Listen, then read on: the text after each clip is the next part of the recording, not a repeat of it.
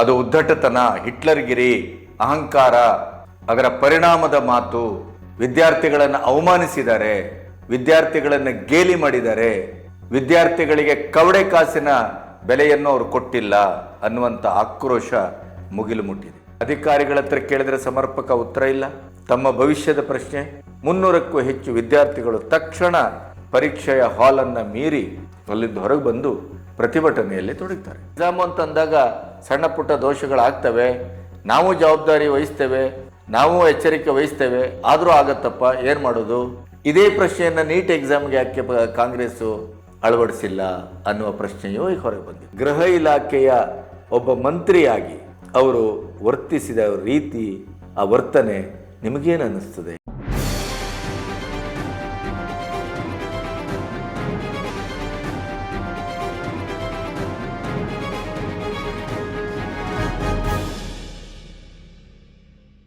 ನಮಸ್ತೆ, B Ganapati news ಚಾನಲ್ಗೆ ಸ್ವಾಗತ. ನಿಮಗೆ ಆಶ್ಚರ್ಯ ಆಗ್ಬೋದು, ಆದಿತ್ಯವಾರ ಕಾನ್ಸ್ಟೇಬಲ್ ಎಕ್ಸಾಮಿನೇಷನ್ ನಡೆದಿದೆ ಕರ್ನಾಟಕ ರಾಜ್ಯದ್ದು. ಅಲ್ಲಿ ಅಕ್ರಮ ಆಗಿದೆ, ಅಲ್ಲಿ ಪ್ರಶ್ನೆ ಪತ್ರಿಕೆಯನ್ನು ವಿಳಂಬವಾಗಿ ಹಂಚಲಾಗಿದೆ, OMR ಸಂಖ್ಯೆ ಮತ್ತು ಪ್ರಶ್ನೆ ಪತ್ರಿಕೆಯ ಹೊಂದಾಣಿಕೆ ಆಗಿಲ್ಲ, ಕೆಲವು ಕಡೆ 15 ನಿಮಿಷ, 20 ನಿಮಿಷ, 1 ಗಂಟೆ ತಡವಾಗಿದೆ. ಅಧಿಕಾರಿಗಳು ಯಾರಿಗೂ ಪ್ರಶ್ನಾರ್ಥಿಗಳ ಪ್ರಶ್ನೆಗಳಿಗೆ ಉತ್ತರಿಸುವ ಸೌಜನ್ಯವನ್ನು ತೋರಿಲ್ಲ.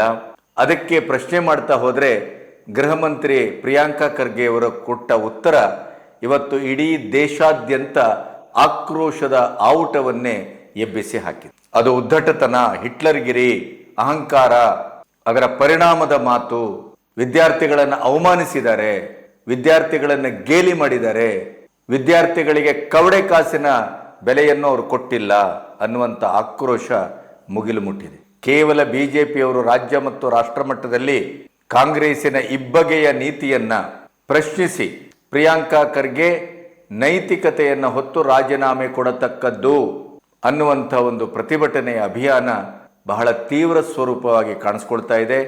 ಅವರ ಮಾತಿನ ವಿಡಿಯೋ ಇನ್ನಿಲ್ಲದಂತೆ ವೈರಲ್ ಆಗಿದೆ. ಹಾಗಾದರೆ ಬಿ ಗಣಪತಿ ಅವರು ಯಾಕಿಷ್ಟು ಲೇಟಾಗಿ ಮಾತಾಡಿದರು?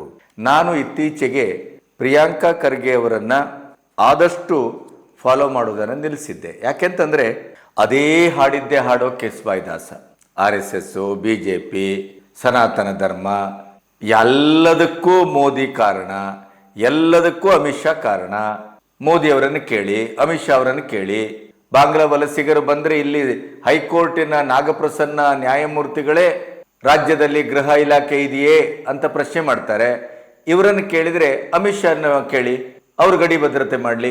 ಈ ಥರದ ಮಾತುಗಳನ್ನು ಕೇಳಿ ಕೇಳಿ ಕೇಳಿ ಎಲ್ಲೋ ಒಂದು ಕಡೆ ಬೇಡಪ್ಪ, ಇವರ ಸಾಹಸ ನಮಗೆ ಯಾಕೆ, ಏನಾದರೂ ಮಾಡ್ಕೊಂಡು ಹೋಗಲಿ ಅನ್ನುವ ರೀತಿಯಲ್ಲಿ ನನ್ನ ಮನಸ್ಸು ತುಡಿತಾ ಇತ್ತು.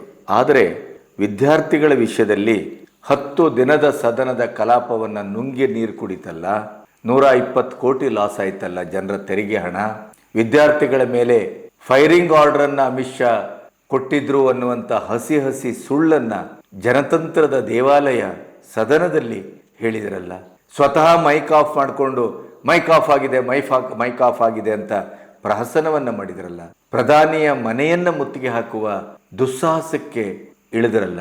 ವಿದ್ಯಾರ್ಥಿಗಳ ಮೇಲಿನ ಪ್ರೀತಿ, ವ್ಯಾಮೋಹ, ಮೋಹ ಯಾವ ಮಟ್ಟದಲ್ಲಿ ಅಲ್ಲಿ ವ್ಯಕ್ತ ಆಯಿತು?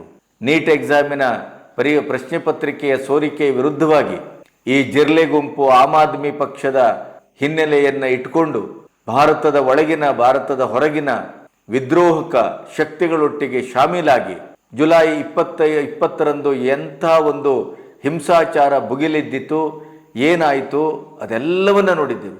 ಪೊಲೀಸ್ ಕುಟುಂಬಗಳು ಕಾನ್ಸ್ಟಿಟ್ಯೂಷನ್ ಹಾಲ್ನಲ್ಲಿ ಬಂದು ಪ್ರೆಸ್ ಮೀಟ್ ಮಾಡಿ ಪ್ರತಿ ದೇಶಿಕನ ಹೃದಯ ಕರಗುವ ಹಾಗೆ ತಮ್ಮ ಅಳನನ್ನು ತೋಡ್ಕೊಂಡ್ರು ಕೂಡ ಕಾಂಗ್ರೆಸ್ಸಿನ ಹೃದಯ ಕಲ್ಲಾಗೆ ಉಳಿಯಿತು ಹೊರತು ಕರಗಲೇ ಇಲ್ಲ.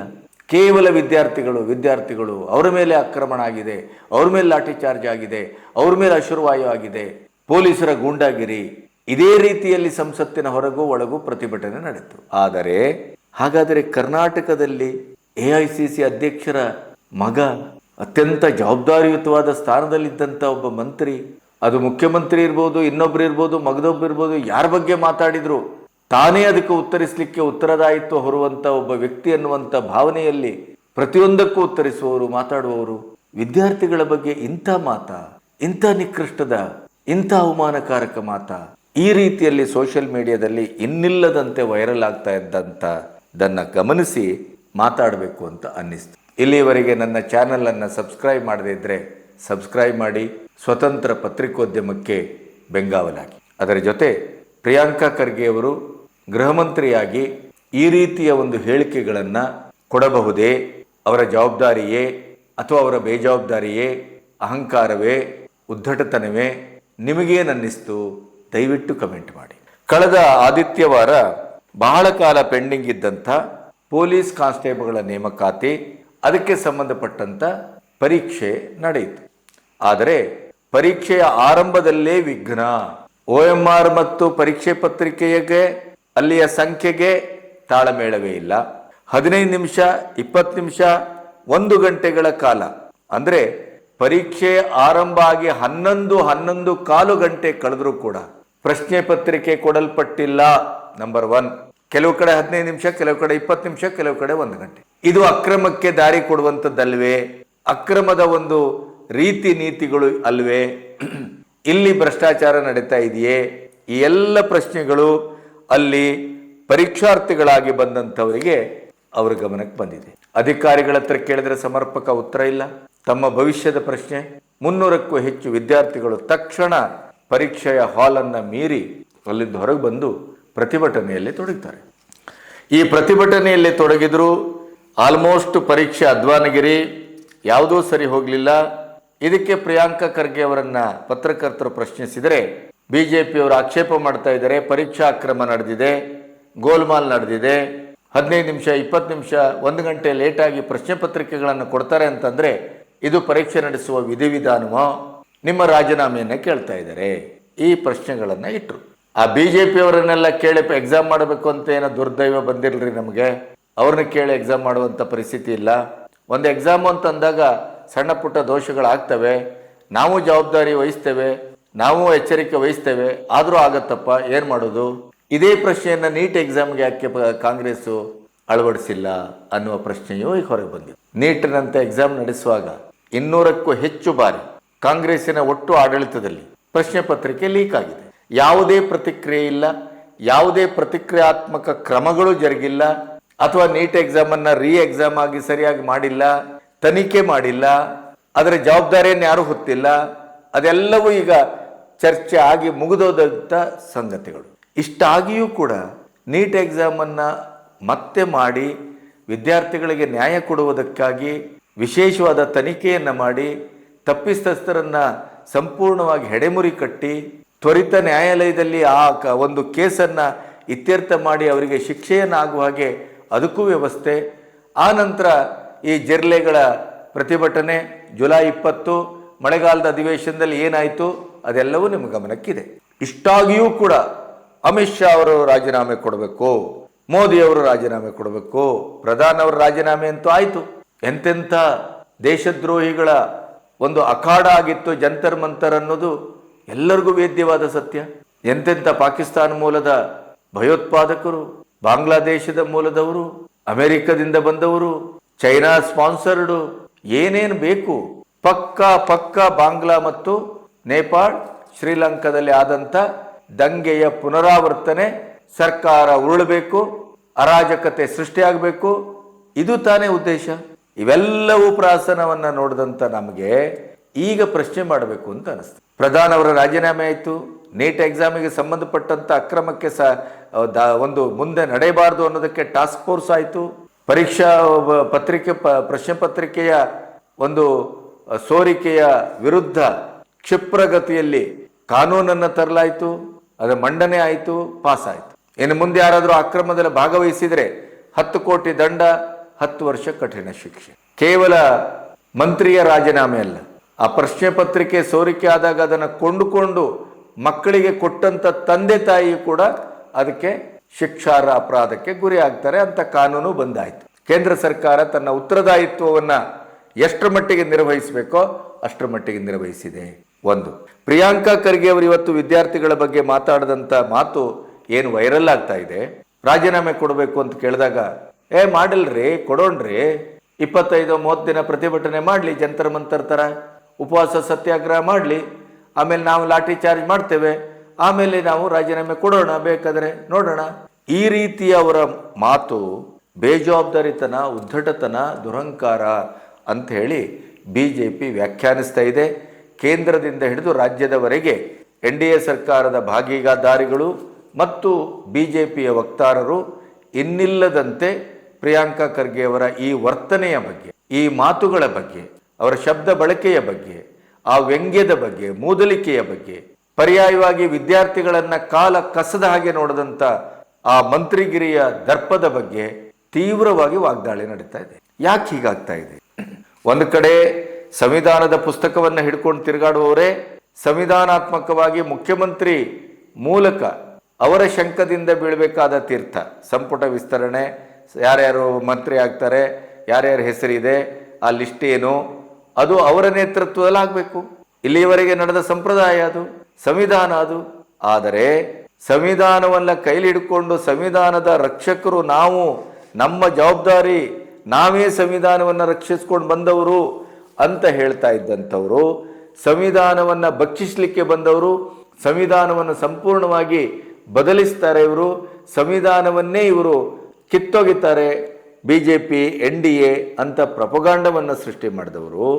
DK ಶಿವಕುಮಾರರ 2ನೇ ಸಂಪುಟ ಪುನರ್ರಚನೆಯಲ್ಲಿ ಕೇವಲ ವೇಣುಗೋಪಾಲರ ಸಿಗ್ನೇಚರು, ಕಾಂಗ್ರೆಸ್ಸಿನ ಅಧಿಕೃತ ಲೆಟರೆಡ್ಡು, ಖರ್ಗೆ ಅವರ ನಿವಾಸದಿಂದ ಅದು ಹೊರಗೆ ಬೀಳ್ತದೆ. ಇಲ್ಲಿ DK ಶಿವಕುಮಾರ್ ಮುಖ್ಯಮಂತ್ರಿ ಅನ್ನೋದನ್ನು ನಾವು ನೆನಪಿಸ್ಕೋಬೇಕಷ್ಟೇ.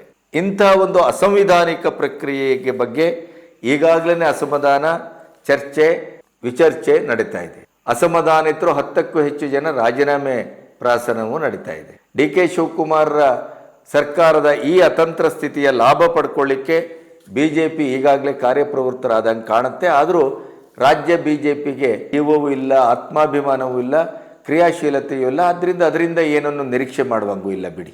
ಕಾಂಗ್ರೆಸ್ಸಿಗರು ಸ್ವತಃ ಹರಿವಾಣದಲ್ಲಿಟ್ಟು ಅಧಿಕಾರವನ್ನು ಪರ್ಯಾಯವಾಗಿ BJP ಅಂಗಣಕ್ಕೆ ತೇಲಿಬಿಟ್ಟರೂ ಕೂಡ ಅವರು ಅದನ್ನು ಸ್ವೀಕರಿಸುವ ಹಂತದಲ್ಲೂ ಇಲ್ಲ.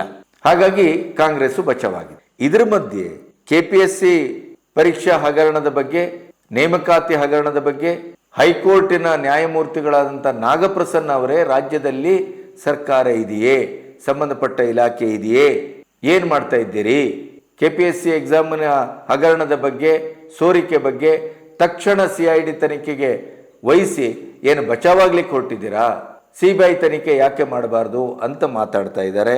ಅವರು ಚಾಟಿಯನ್ನು ಬೀಸಿದ್ದಾರೆ. ಆದರೂ ಕೂಡ ರಾಹುಲ್ ಗಾಂಧಿ ಮಾತಾಡ್ತಾ ಇಲ್ಲ, ಆಮ್ ಆದ್ಮಿಯ ಕೇಜ್ರಿವಾಲ್ ಮಾತಾಡ್ತಾ ಇಲ್ಲ. ನಮ್ಮ ಗ್ರೇಟ್ ಭಯಂಕರ ಹೋರಾಟದ ವಿದ್ಯಾರ್ಥಿಗಳ ಪರವಾಗಿ ವಿಜಯ ಪತಾಕೆಯನ್ನೇ ಹಾರಿಸಿದ್ದೇನೆ ಅಂತ 7 ಸ್ಟಾರ್ ಹೋಟೆಲ್ನಲ್ಲಿ ಟೈಫಾಯ್ಡ್ ಜ್ವರ ಆದರೂ ಕೂಡ ಬಂದು ಕುಡಿದು ಅಲ್ಲಿ ಮಜಾ ಮಾಡಿದಂಥ ಅಭಿಜಿತ್ ದೀಪ್ಗೆ, ಸೌರವ್ ದಾಸ್, ರಿಂಕಾ ಯಾರೂ ಬರಲಿಲ್ಲ. ಜಾರ್ಖಂಡ್ನಲ್ಲಿ ಅಲ್ಲಿ ಪರೀಕ್ಷಾ ಪತ್ರಿಕೆಯ ಹಗರಣ, ನೇಮಕಾತಿ ಹಗರಣ, JPSC ಹಗರಣ ಏನೇನೆಲ್ಲ ನಡೀತಾ ಇದೆ. 35-40 ಸಾವಿರ ವಿದ್ಯಾರ್ಥಿಗಳು ಪ್ರತಿಭಟನೆಯಲ್ಲಿ ಪಾಲ್ಗೊಂಡಿದ್ದಾರೆ. ಅವರಿಗೆ ಕನಿಷ್ಠ ಒಂದು ಶೆಲ್ಟರ್ ಹಾಕ್ಲಿಕ್ಕೆ ಬಿಡ್ತಾ ಇಲ್ಲ. ಮಳೆ, ಗಾಳಿ, ಚಳಿ ಎಲ್ಲದರಲ್ಲಿ ಅಧ್ವಾನಗಿರಿಯಲ್ಲೂ ಅವರು ಅಮರಣಾಂತ ಉಪವಾಸವನ್ನು ಮುಂದುವರಿಸಿದ್ದಾರೆ. ಅಲ್ಲಿಯೂ ರಾಹುಲ್ ಗಾಂಧಿ ಹೋಗಲಿಲ್ಲ, ಅಭಿಜಿತ್ ದೀಪ್ಗೆ ಹೋಗಲಿಲ್ಲ, ಕೇಜ್ರಿವಾಲ್ ಮಾತಾಡಿಲ್ಲ, Akhilesh Yadav no reply, no reaction. ಇಂಥ ಒಂದು ಇಬ್ಬಗೆಯ ನೀತಿ ಕೇವಲ BJPಯ ಟಾರ್ಗೆಟು, ಕೇವಲ ಮೋದಿ ಟಾರ್ಗೆಟು, ಕೇವಲ ಅಮಿತ್ ಶಾ ಟಾರ್ಗೆಟು, ಕೇವಲ ಸನಾತನ ಧರ್ಮ, ರಾಮಕೃಷ್ಣ ಇಂಥದ್ದನ್ನೆಲ್ಲ ಹೇಳ್ಕೊಂಡು ದೇಶ ವಿರೋಧಿ ಗ್ಯಾಂಗ್ಗಳನ್ನು ಕಟ್ಟುವಂಥ ಒಂದು ಹುನ್ನಾರ ಅನ್ನೋದು NIA ತನಿಖೆ ಮತ್ತು ಇತ್ಯಾದಿಗಳಿಂದ ಈಗಾಗಲೇ ದೃಢಪಟ್ಟಿದೆ.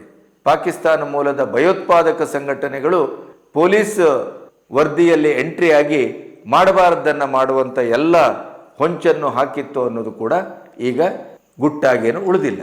ಇಂಥ ಸಂದರ್ಭದಲ್ಲಿ ಕನಿಷ್ಠ ಮಟ್ಟದಲ್ಲಿ ಇವರು ರಾಹುಲ್ ಗಾಂಧಿ ಅವರು ತೋರಿಸಿದಂಥ ಪ್ರೀತಿ, ವಿಶ್ವಾಸ, ಹೋರಾಟ ವಿದ್ಯಾರ್ಥಿಗಳ ಮೇಲೆ, ಅವರ ಪ್ರಿಯ ಶಿಷ್ಯ ಪ್ರಿಯಾಂಕಾ ಖರ್ಗೆ ಅವರು ಕನಿಷ್ಠ ಮಟ್ಟದ ಒಂದು ಸೌಜನ್ಯದ ಮಾತನ್ನಾದರೂ ಆಡಬೇಕಿತ್ತೋ ಬೇಡವೋ? ತನಿಖೆ ಮಾಡ್ತೇವೆ, ಅಲ್ಲಿ ಏನಾಗಿದೆ ಅಂತ ಅದರ ಕೂಲಂಕಷವಾಗಿ ನೋಡ್ತೇವೆ. ಯಾವುದೇ ಪರೀಕ್ಷಾರ್ಥಿಗಳಿಗೂ ಅನ್ಯಾಯ ಆಗದ ಇದ್ದ ಹಾಗೆ ನಾವು ಜವಾಬ್ದಾರಿಯನ್ನು ವಹಿಸ್ತೇವೆ. ವಿದ್ಯಾರ್ಥಿಗಳ ಬಗ್ಗೆ ನಮ್ಮ ಮನೋಭಾವ ಅದು ಯಾವತ್ತೂ ಬದಲಾಗೋದಿಲ್ಲ.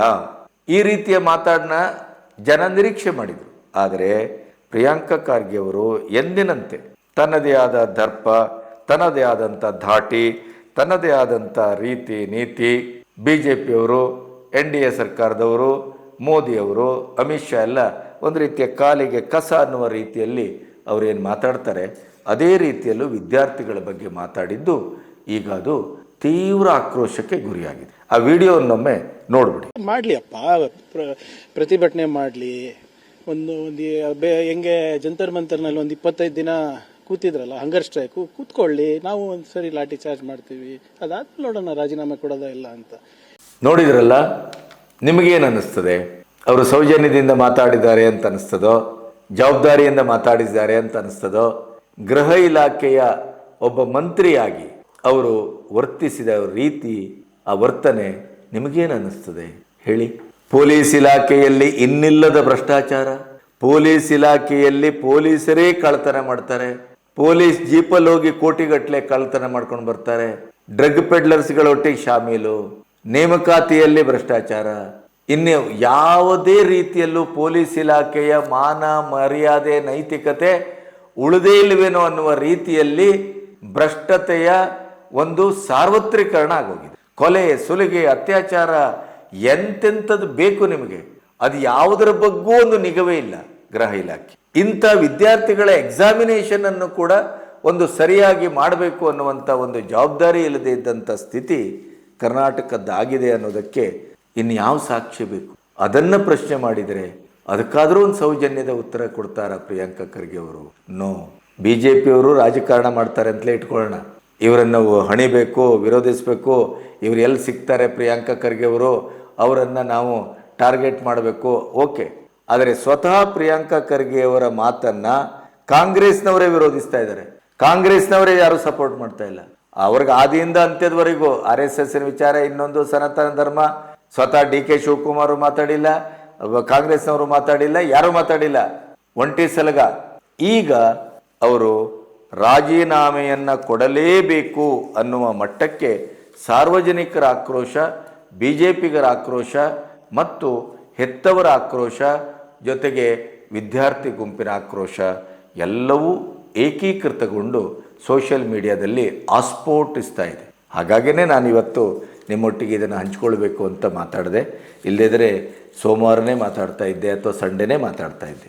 ಬೇಡ, ಅವ್ರಿಗೂ ನಮಗೂ ಏನೋ ಅಷ್ಟು ಹೊಂದಾಣಿಕೆ ಆಗೋದಿಲ್ಲ, ಅವರ ಮಾತು ಅವ್ರು ಮಾತಾಡ್ತಾ ಇರಲಿ, ನಾವು ಬಿಟ್ಟುಬಿಡೋಣ, ಯಾಕೆಂತಂದರೆ ಅವರು ಬದಲಾಗೋದಿಲ್ಲ, ಅವರ ಹಾಗೇ ಇರೋದು ಅನ್ನುವಂಥ ಒಂದು ಲೆಕ್ಕಾಚಾರದಲ್ಲಿ ನಾನು ಇಗ್ನೋರ್ ಮಾಡಿದ್ದೆ. ಆದರೆ ಈ ವಿಷಯದಲ್ಲಿ ವಿದ್ಯಾರ್ಥಿಗಳ ಬಗ್ಗೆ ರಾಹುಲ್ ಗಾಂಧಿಯವರು ತಳೆದ ನಿಲುವು, ಕಾಂಗ್ರೆಸ್ಸಿನ ನಿಲುವು, ಅಲ್ಲಿ BJP ಮೋದಿ ಅಮಿತ್ ಶಾನನ್ನು ಟಾರ್ಗೆಟ್ ಮಾಡ್ತಾ ಇರುವಂಥ ರೀತಿಗೆ, ಕರ್ನಾಟಕದಲ್ಲಿ ಫುಲ್ ಮೆಜಾರಿಟಿ ಇರುವಂಥ ಸರ್ಕಾರದಲ್ಲಿ ಆ ಕೃಷಿ ವಿಶ್ವವಿದ್ಯಾನಿಲಯದ ವಿದ್ಯಾರ್ಥಿಗಳು ಮುಖ್ಯಮಂತ್ರಿ DK ಶಿವಕುಮಾರ್ ಯಾವುದೋ ಒಂದು ಮೀಟಿಂಗ್ ಹೋದಾಗ ಅಶೋಕ ಹೋಟೆಲಿನ ಒಂದು ಮರದ ಹತ್ರ ಅವರು ಹ್ಯಾಪ ಮೋರೆ ಹಾಕ್ಕೊಂಡು ಕೂತಿದ್ದಾರೆ ಅಂಥೇಳಿ JKVK ವಿದ್ಯಾರ್ಥಿಗಳು ಅಲ್ಲಿ ಹೋಗಿ ಅವರನ್ನು ಮಾತಾಡಿಸಿ, ನಾನಿದ್ದೇನೆ, ನಾನು ನಿಮಗೆ ನ್ಯಾಯ ಕೊಡಿಸ್ತೇನೆ, ಡೋಂಟ್ ವರಿ, ವಿದ್ಯಾರ್ಥಿಗಳಿಗೆ ಅನ್ಯಾಯ ಆಗಲಿಕ್ಕೆ ನಾನು ಬಿಡುವುದಿಲ್ಲ ಅಂತ ಪ್ರಿಯಾಂಕಾ ಖರ್ಗೆ ಅವರು ಎದುರೇನೆ DK ಶಿವಕುಮಾರ್ ಆಶ್ವಾಸನೆ ಕೊಟ್ಟದ್ದನ್ನು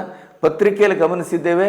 ಅದಕ್ಕೆ ಶಾಬಾಸ್ ಅಂತ ಹೇಳಿದ್ದೇವೆ ನಾವು. ಬಹಳ ಒಳ್ಳೆಯ ಕೆಲಸ DK ಶಿವಕುಮಾರ್ ಮಾಡಿದ್ದು ಅಂತ ಹೇಳಿದ್ದೇವೆ.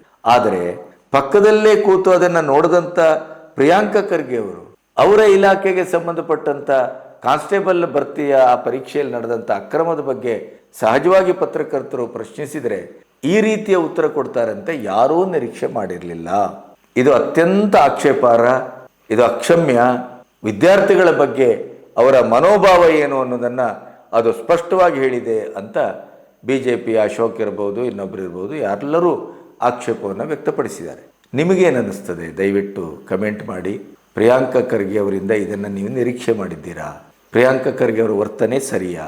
ಅಧಿಕಾರದಲ್ಲಿ ಇದ್ದೇನೆ ಅನ್ನುವ ಕಾರಣಕ್ಕಾಗಿ ಏನು ಬೇಕಾದರೂ ಮಾತಾಡಬಹುದಾ? ಅಧಿಕಾರ ಶಾಶ್ವತವ? ನಾಳೆ ಏನಾದರೂ ಹೆಚ್ಚು ಕಮ್ಮಿ ಆಗಿ ಅಸಮಾಧಾನಿತರೆಲ್ಲ ಸಾಮೂಹಿಕವಾಗಿ ರಾಜೀನಾಮೆ ಕೊಟ್ಟರೆ ನಿಮ್ಮ 136 ಸೀಟ್ ಇರಲಿ, 140 ಇರಲಿ, BJP ಅವರು ಏನಾದರೂ ಸರಿಯಾದ ಕಸರತ್ತನ ದಾರಿ ಹಿಡಿದ್ರೆ ಸರ್ಕಾರ ಉರುಳಿಕ್ಕೆ ಎಷ್ಟೊತ್ತು ಬೇಕು? ಆವಾಗ ಗೃಹ ಮಂತ್ರಿಗಳೇ ಆಗಿರ್ತೀರಾ ಅಥವಾ ಈ ಮಾತಾಡ್ತೀರಾ ಹೇಳಿ? ಪ್ರಿಯಾಂಕಾ ಖರ್ಗೆ ಅವರೇ, ಕರ್ನಾಟಕದಲ್ಲಿ ನಿಮ್ಮ ಡಿಪಾರ್ಟ್ಮೆಂಟು ಮಾಡಬೇಕಾದದ್ದು ಬೇಕಾದಷ್ಟು ಕೆಲಸ ಇದೆ. ಬುದ್ಧಿವಂತರಿದ್ದೀರಿ, ಧೈರ್ಯವಂತರಿದ್ದೀರಿ, ಎಲ್ಲವನ್ನು ನಿಭಾಯಿಸುವ ತಾಕತ್ತಿದೆ ನಿಮಗೆ ಕೇಂದ್ರದಿಂದ ಬಹಳ ದೊಡ್ಡ ಅಭಯ ಇದೆ, ಶಕ್ತಿ ಇದೆ, ಸಹಕಾರ ಇದೆ, ಕಾಪಾಡೋರಿದ್ದಾರೆ. ಯಾಕೆ ಈ ರೀತಿ ವರ್ತಿಸ್ತೀರಿ? ವಿದ್ಯೆ ವಿನಯದಿಂದ ಶೋಭಿಸಬೇಕದು, ಅಧಿಕಾರವೂ ಅಷ್ಟೇ. ಆ ಒಂದು ಜವಾಬ್ದಾರಿ ಕಕ್ಕುಲತೆಯಿಂದ ಜನ ನಿಮ್ಮನ್ನು ಇವತ್ತು ವಿರೋಧಿಸ್ತಾ ಇದ್ದಾರೆ, ಜನ ನಿಮ್ಮನ್ನು ಉಗಿತಾ ಇದ್ದಾರೆ, ಜನ ನಿಮ್ಮನ್ನು ಆಕ್ಷೇಪಿಸ್ತಾ ಇದ್ದಾರೆ, ಆಕ್ರೋಶಗೊಂಡಿದ್ದಾರೆ. ಆದ್ದರಿಂದ ಇಷ್ಟು ಮಾತನ್ನು ಹೇಳಬೇಕಾಯಿತು. ರಾಜೀನಾಮೆ ಕೊಡಬೇಕಾದದ್ದು ಬಿಡಬೇಕಾದದ್ದು ನಿಮ್ಮ ನೈತಿಕತೆಯ ಪ್ರಶ್ನೆ. ನಮಸ್ತೆ.